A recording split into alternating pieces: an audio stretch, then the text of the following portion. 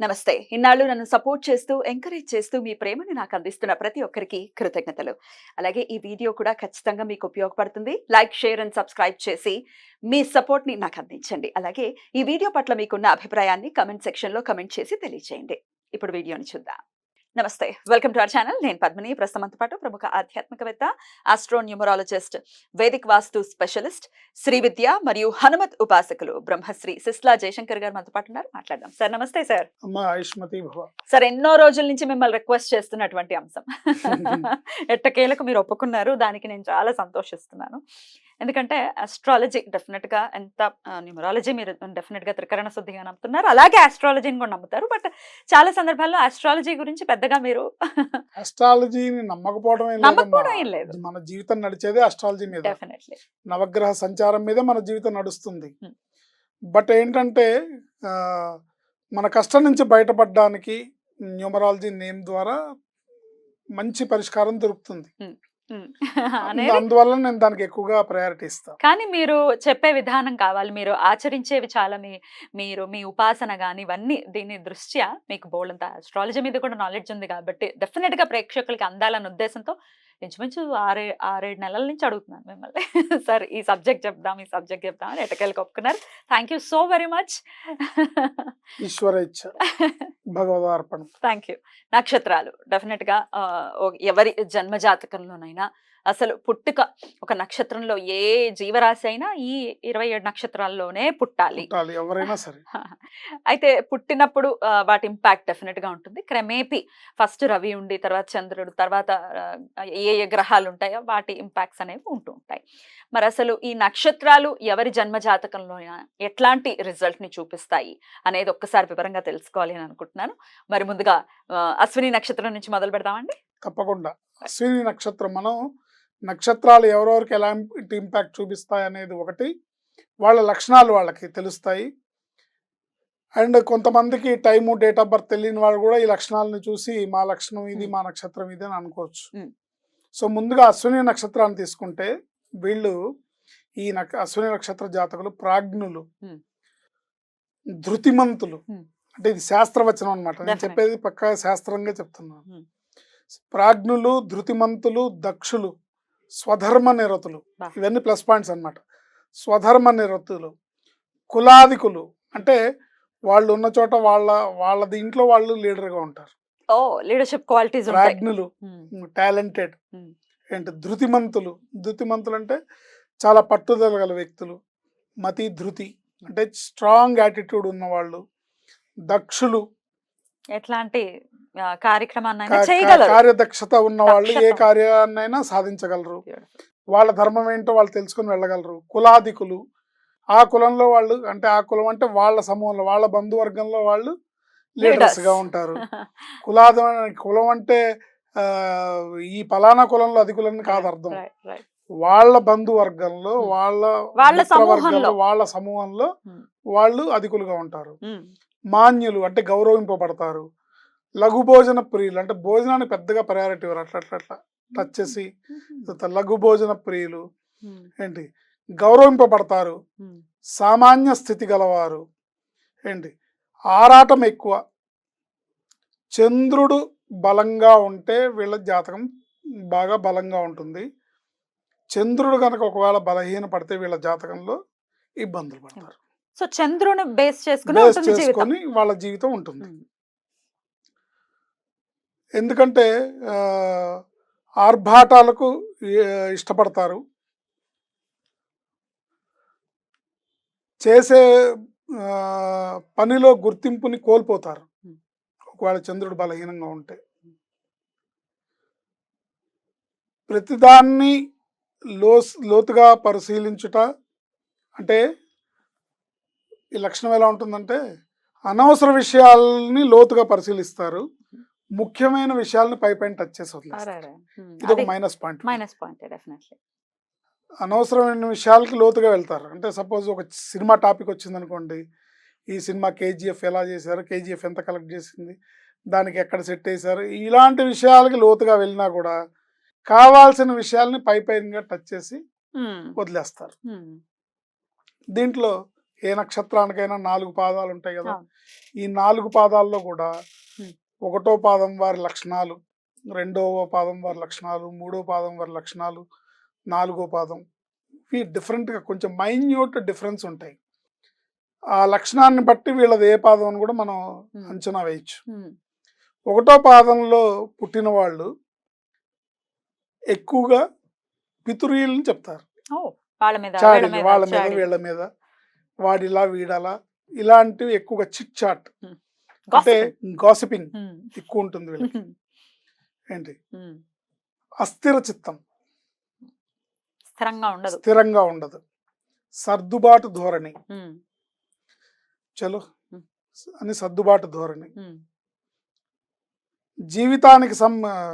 జీవితానికి సంబంధించిన అతి ముఖ్యమైన విషయాలపై రాజీ పట్టడం జరుగుతుంది. అంటే వీళ్ళకి ఈ 1వ పాదంలో పుట్టిన వాళ్ళకి సపోజ్ ఒక వ్యక్తికి జీవితంలో ముఖ్యమైనది ఏంటి, వివాహం అనుకోండి. రాజీ ఉంటుంది. భార్య తన జీవితంలోకి రావడం ఒక ప్రధాన ఘట్టం వాళ్ళ జీవితంలో. Yeah. ఆ విషయంలో రాజీ పడక తప్పని పరిస్థితి ఏర్పడుతుంది. ఓ, ఇంట్లో వాళ్ళు చెప్పారనో. సంథింగ్ ఏదో ఒక కారణంతో అక్కడ లాక్ అయిపోయి అది చేసుకోవాల్సి వస్తుంది. ఇష్టమున్నా లేకపోయినా, నచ్చినా నచ్చకపోయినా. ఈ పరిస్థితి ఉంటుంది.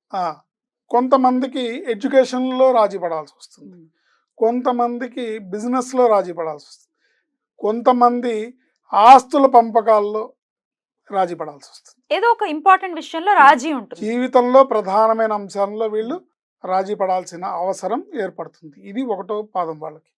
ఇక 2వ పాదం వాళ్ళు చూసుకుంటే ఇతరుల భావనల్ని గ్రహించగలరు. ఈజీగా మీరు మనసులో ఏమనుకుంటున్నారో గ్రహిస్తారు. పురాణ చరిత్ర ప్రీతి గలవారు. అద్భుతం. పురాణాలు చరిత్రలు అంటే ఇష్టం. మిడిమిడి జ్ఞానంతో తెలివి గలవారిగా గుర్తింపు పొందాలనే తాపత్రయం గలవారు. అయ్యో. అంటే వాళ్ళకున్న నాలెడ్జ్ కన్నా చూపించుకునే డాంబికం, చూపించుకునే నాలెడ్జ్ ఎక్కువగా చూపించుకోవాలి, ప్రదర్శించుకోవాలనే తాపత్రయం ఎక్కువగా ఉంటుంది. తాము అనుకున్నది నెరవేర్చడంలో దేనిని లక్ష్య పెట్టరు. అంటే ఒకవేళ వాళ్ళు ఒక టార్గెట్ పెట్టుకుంటే ఇంక అదే టార్గెట్ కింద ఉంటారు, దాన్నే టార్గెట్ చేస్తారు, ఇంకా దేన్ని మిగతా విషయాల్ని లెక్క చేయరు. సాధారణంగా అదృష్టవంతులు పనిని సాధించుట తమకు అనుకూలమైన మార్గాన్ని ఎంచుకుంటారు, విమర్శలకు గురైన లక్ష్య పెట్టరు.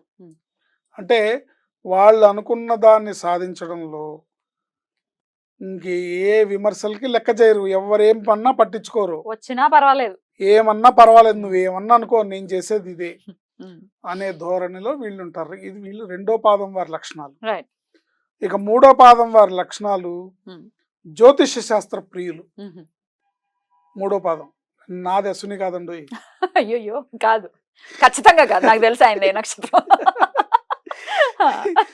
జ్యోతిష శాస్త్ర ప్రియులు, మంచి సలహాదారులు, లోభత్వం, పిరికితనం, తాత్సార ధోరణితో సంపూర్ణ ఫలితాన్ని పొందలేరు. తాత్సార ధోరణి అంటే డిలే, అన్నిట్లో అంటే ప్రొకాస్టినేషన్, పోస్ట్ పోన్మెంట్. రేపు చేద్దాంలే, ఎల్లుండి చూద్దాంలే, తర్వాత చేద్దాంలే, ఇప్పుడు కాదులే, ప్రొకాస్టినేషన్. సో లోభత్వం ఉంటుంది. లోభత్వం అంటే పిసినార్తనం, పిరికితనం. ఆ పిరికితనాన్ని బయటకు కనపడినెవరు. తాత్సార ధోరణి, పెద్దాన్ని చూద్దాం చేద్దాం. పిల్లలు ఫీజు అడిగారు అనుకోండి, లాస్ట్ డేట్ వచ్చి డెడ్ లైన్ వచ్చే వరకు కట్టకపోవడం, లేకపోతే ఇవ్వాల్సిన రెంట్ డెడ్ 3 సార్లు ఓనర్ అడిగితే కానీ ఇవ్వకపోవడం, ఇలాంటివి వీళ్ళు జరుగుతుంటుంది. తాత్సార ధోరణి వలన వీళ్ళు సంపూర్ణ ఫలితాన్ని పొందలేకపోవడం, తమ స్థితిని తామే సంపూర్ణంగా విశ్వసించలేకపోవడం కానీ నమ్మకపోవడం కానీ ఉండును. తన్మూలకంగా నలుగురిలో కలహాలు, తమ యథార్థ స్థితిని నమ్మకపోవటం కానీ, లేదా తమ స్థితి తమకు తెలియకపోవటం కానీ, తన కెపాసిటీ తనకు తెలియకపోవటం కానీ, లేదా తన కెపాసిటీని, తన పరిస్థితిని తను నమ్మకపోవటం కానీ, అది ఎక్కువైనా తక్కువైనా, మంచైనా చెడైనా, వాళ్ళకున్న పరిస్థితిని భిన్నంగా వాళ్ళు అనుకుంటారు. ఉన్న యథార్థ స్థితిని గ్రహించలేక కలహాల్ని కొని తెచ్చుకుంటారు, తన్మూలకంగా నలుగురితో కలవలేరు. ఉమ్. ఇది మూడో పాదం వాళ్ళ లక్షణాలు. నంబర్ మూడో పాదం వారి లక్షణాలు. రైట్. నాలుగో పాదం వారి లక్షణాలు ఏంటంటే జ్యోతిష పండితులు, మేధావులు, నీతి గలవారు, విషయాసక్తులు, తమ స్థితికి భిన్నంగా వ్యవహరిస్తారు. లేనివి ఆపాదించుకోవడం కానీ, ఉన్నవి లేనట్లుగా కానీ చెప్పుకోవడం కానీ డాంబికంగా ప్రదర్శనంగా ఉంటుంది. తన్మూలకంగా శ్రమ కలుగును. లక్ష్య సాధనలో వారి మార్గాన్ని బహిర్గతం కానివ్వరు. అంటే ఎట్లా ఉంటుందంటే జ్యోతిష పండితులు, మేధావులు, నీతి గలవారు, విషయాసక్తులు తమ స్థితికి భిన్నంగా వ్యవహరిస్తారు. అంటే లోపల బనీన్ చిరుగున పైన పట్టు చొక్కా ఉంటుంది. డాంబికం అంటే కనబడేటట్టుగా ఒక 2000 రూపాయల నోటు ఉంటుందా? డాంబికం. తమ స్థితిని లేనిది ఆపాదించుకోవటం కానీ, ఉన్నది లేనట్లుగా కానీ చెప్పుకోవటంగా ప్రదర్శనగా ఉంటుంది. తన్మూలకంగా దాన్ని మెయింటైన్ చేయడానికి, ఇప్పుడు అది బయటపడిపోతుందని మెయింటైన్ చేయడానికి శ్రమ పడాలి. వేస్ట్ కదా అవన్నీ. రైట్, అట్లానే ఉంటుంది. అంటే ఇప్పుడు చెప్తారు కదా, ఒక అబద్ధం ఆడితే దాన్ని రక్షించుకోవడానికి 1000 అబద్ధాలు ఆడాలి. సో ఆ లక్ష్య సాధనలో వీళ్ళ మైండ్లో ఒక టార్గెట్ ఉంటుంది. దాన్ని ఇతరులకి బహిర్గతం అవనివ్వరు. అసలు అంటే వీళ్ళు ఏం ఆలోచిస్తున్నాడు, తను ఏం చేయాలనుకుంటున్నాడు అనే దాన్ని ఇతరులకు తెలియకుండా మేనేజ్ చేయగలుగుతారు. రైట్. ఇవి అశ్విని నక్షత్రం వారి లక్షణం. ఈ 4 పాదాల వాళ్ళు ఇలా ఉంటారు. ఇలా ఉంటారు. మైన్యూట్ చేంజెస్ అయితే ఉన్నాయి. మైన్యూట్ అంటే కామన్ పాయింట్స్ మనం ముందు చెప్పుకున్నారు. మైన్యూట్ చేంజెస్ పాదాల వారిగా ఇలా ఉంది. రైట్. వీళ్ళు జీవితాంతం ఎవరి ఆరాధన ప్రత్యేకించి చేసుకుంటే పీస్ఫుల్ లైఫ్ ఉంటుంది అనుకోవచ్చు. సుబ్రహ్మణ్య స్వామి ఆరాధన చేసుకోవడం ద్వారా ప్రశాంతంగా ఉంటారు. అద్భుతం. అటు ఎవరికైనా పాజిటివ్స్ ఉంటాయి, నెగటివ్స్ ఉంటాయి, అందులో ఎటువంటి సందేహం లేదు. హీలర్స్ గా కూడా చెప్తూ ఉంటారు కాబట్టి వీళ్ళని అశ్విని నక్షత్ర జాతకుల గురించి చాలా బ్యూటిఫుల్ గా ఎక్స్ప్లెయిన్ చేస్తారు. ఎందుకంటే అశ్విని నక్షత్రం వీళ్ళ ఎట్లా ఉంటుందంటే అశ్విని దేవతల అధిపతి హీలర్స్ కదా వాళ్ళు. 3 నక్షత్రాలు గుర్రపాకారంలో ఉంటే ఎలా ఉంటుందో అశ్విని నక్షత్రం రూపం అలా ఉంటుంది ఏంటి.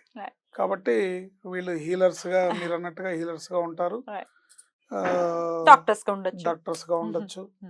ఎనీవే ఈ లక్షణాలు కామన్ గా ఉంటాయి వాళ్ళలో. వాళ్ళు ఏ ప్రొఫెషన్ లో ఉన్నా ఇవి కామన్ గా ఉంటాయి.